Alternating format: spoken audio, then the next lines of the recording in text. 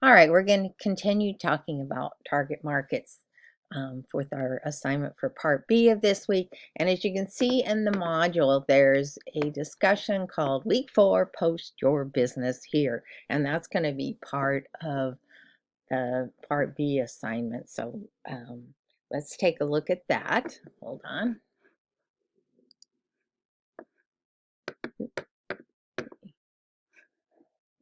All right, part A, we talked about defining a target market, and you had your choice of businesses to check out. There were three different ones. So now we're going to move on to defining your target market. So what you need to do first is figure out what business you are going to be using for the rest of the class. So if you have your own business, an existing business that you own, you can use that, of course. And we will be working with different forms of social media as we continue on, and then you will work in that field that your business is in for doing your research and thing, and that should help you a lot in gaining some extra knowledge on how you can improve your own marketing.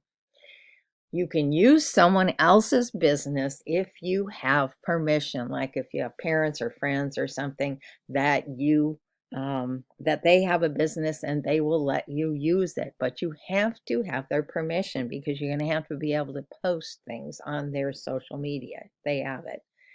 And then if you don't have that and you have a fictitious business you'd like to, are you thinking about starting someday, and you haven't done it yet, you can use that, but you'll have to tell us about what it is and everything. Or you can start a social media consulting business, because I'm not kidding. There's a lot of people out there that need help with their social media. So, especially small businesses, they just don't have time to wear all the hats that they need to wear. So, again, after you read the assignment and decide on your business, then you need to add a thread in that discussion that's about your business. And I want you to answer these questions on Canvas for a change. So you need to give me a name of the business and tell us what type of business it is. And then if it's a real business that you already have or one you're helping someone with, or you're only creating it for the class. And I know that some of the business classes you can take, they also have you doing a business plan, to set it up and everything. So I've had a lot of people in the past start with that class and figure out a business they've always wanted to do. And then they come in this class and they move along with it, doing things like this, defining their target market and figuring out social media. And I've had several students go on and they end up, making that business, and it's been successful. So you'll have to answer all these questions and post that in there. And then you also need to write a blog that'll be due. These will be due by Monday. So add a post on your blog outlining who your target market is. And think about, you don't want one that's too huge unless it's a really generic thing, service or a product that you're developing.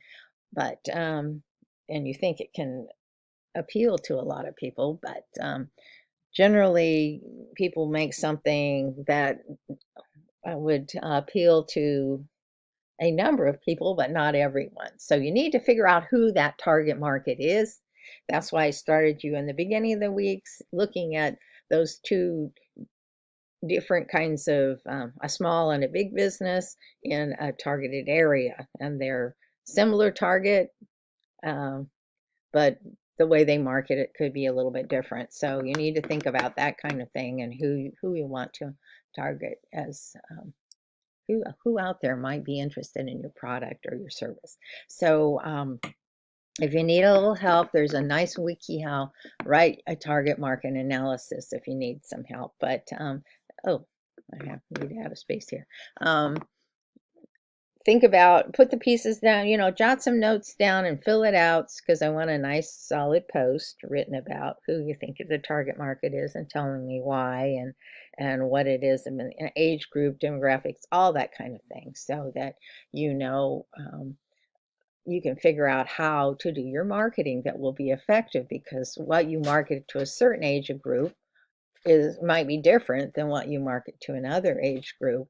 And where you market it is also can be different because people tend to say, oh, Facebook is for old people. Well, that's all right.